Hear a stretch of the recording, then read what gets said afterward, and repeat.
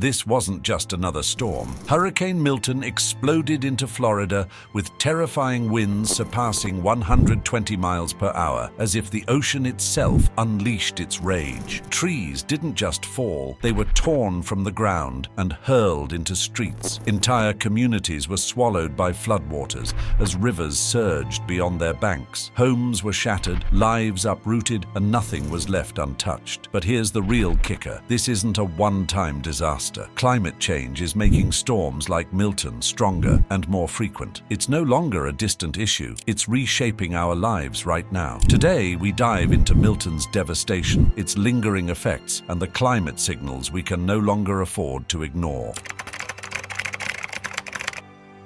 When Hurricane Milton made landfall along Florida's Gulf Coast, it unleashed all its fury in an instant. Winds ripped through towns, reducing homes to piles of debris. Cars were swept down flooded streets as if they were toys, while boats washed ashore miles away. Neighborhoods that once buzzed with life now stood eerily silent, drenched and broken. Critical infrastructure crumbled. Power lines were torn down, hospitals flooded, and roads were rendered impassable. Even communication networks failed, leaving residents cut off from emergency services at the worst possible time. Floodwaters surged dangerously inland, with some areas seeing water levels rise 13 feet or more, flooding homes, stores, and schools in their path. Thousands were left stranded as highways disappeared beneath rivers of mud and debris. Emergency services were stretched thin, scrambling to respond to those trapped without food, water, or medical care. The financial toll was staggering, billions in damage,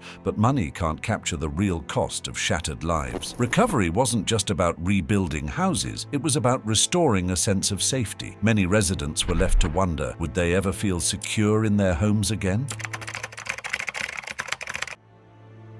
Amid the wreckage, incredible stories of resilience emerged. In Sarasota, one father carried his daughter through chest-deep water to safety, his exhaustion mounting with every step, but his determination unwavering. Meanwhile, in Tampa, a group of teenagers risked their own safety by using a flimsy inflatable raft to ferry neighbors across a flooded street. These weren't trained rescuers. They were just kids, yet they saved lives. Ordinary people became heroes. In some of the hardest-hit neighborhoods, neighbors banded together to rescue the elderly and disabled, navigating makeshift boats through submerged streets. Others opened their homes to shelter strangers who had nowhere else to go. Every act of kindness was a light in the darkness. Yet for every story of triumph, there were also tragedies. Families mourning loved ones, towns grieving places that would never feel the same again. This is the harsh reality of hurricanes. They leave scars, both seen and unseen,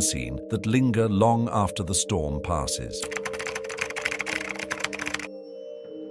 Relief efforts kicked off fast, but the magnitude of the disaster made everything more complicated. Helicopters were deployed to rescue residents stranded on rooftops, while ground teams braved the floodwaters to distribute essential supplies. It was a race against time. With every hour, the risk of waterborne diseases increased, and the lack of clean drinking water threatened the most vulnerable. The National Guard was mobilized, navigating blocked roads and submerged neighborhoods to assist in evacuations and search and rescue operations. Makeshift clinics sprang up in shelters, treating injured residents and offering support to families displaced by the storm. Despite these efforts, resource coordination proved challenging. Many areas remained unreachable for days, highlighting the need for better disaster response planning. Non-profit organizations, including the Red Cross, community groups, and volunteers, played a crucial role in filling the gaps. But as the chaos unfolded, one thing became clear: we need more robust emergency systems to handle storms of this scale. This won't be the last time.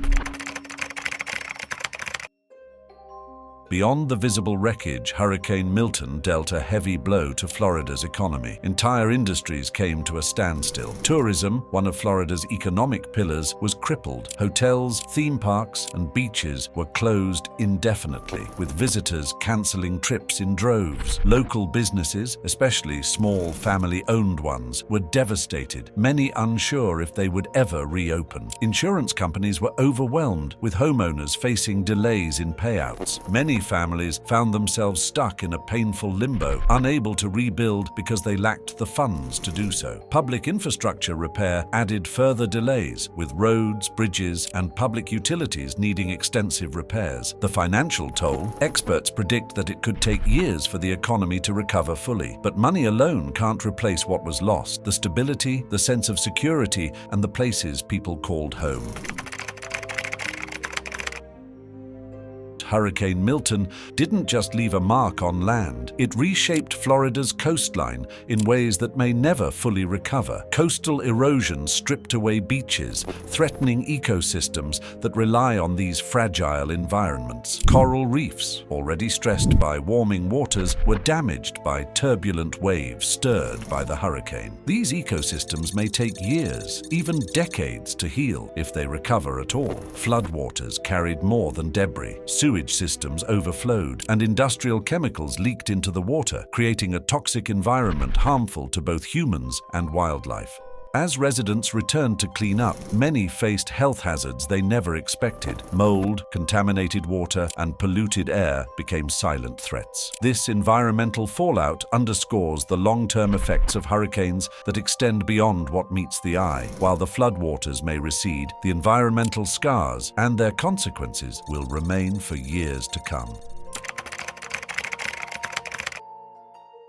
The link between climate change and Hurricane Milton. Hurricane Milton's ferocity isn't a freak occurrence. It's a clear consequence of climate change. Rising sea levels have made storm surges far more dangerous. Warmer waters in the Gulf of Mexico provided the perfect conditions for Milton to rapidly intensify from a tropical storm to a full-blown Category 3 hurricane in just 24 hours. This rapid intensification is a growing trend, leaving communities with little time to prepare. Meteorologists warn that climate change is reshaping the very nature of storms. Global sea levels have risen by more than 8 inches since the 19th century, and as they continue to rise, storm surges will only grow more severe. During Hurricane Milton, the storm surge alone caused massive flooding, cutting off towns and washing away bridges. But it's not just storm surges. Warmer air holds more moisture, leading to heavier rainfall during hurricanes. In Milton's case, nearly 18 inches of rain fell in some areas, overwhelming drainage systems and causing catastrophic inland flooding. The science is clear: as our planet heats up, storms will become more frequent, more intense, and more destructive. Hurricane Milton's aftermath is more than just a call for cleanup. It's a wake-up call that demands action. If we want to reduce the impact of future hurricanes, we need stronger infrastructure, better disaster response plans, and, most importantly, action on climate change. We can't afford to be reactive anymore. Preparedness needs to be proactive, and addressing climate change should be a priority, not just a conversation for future generations, but something that requires our attention today. If we fail to act, storms like Hurricane Milton will become the new normal, an ever-present threat that leaves communities struggling to rebuild every few years. The time to act is now. Will we learn from this storm, or will we wait until it's too late? Hurricane Milton isn't just a storm, it's a warning, a reminder that the climate is changing, and so must we. If you found this video compelling, hit the like button, share it with your friends, and subscribe to our channel for more content on nature's forces and the mysteries of the deep ocean. Stay informed, stay prepared, and let's work together to protect our planet from the storms of tomorrow.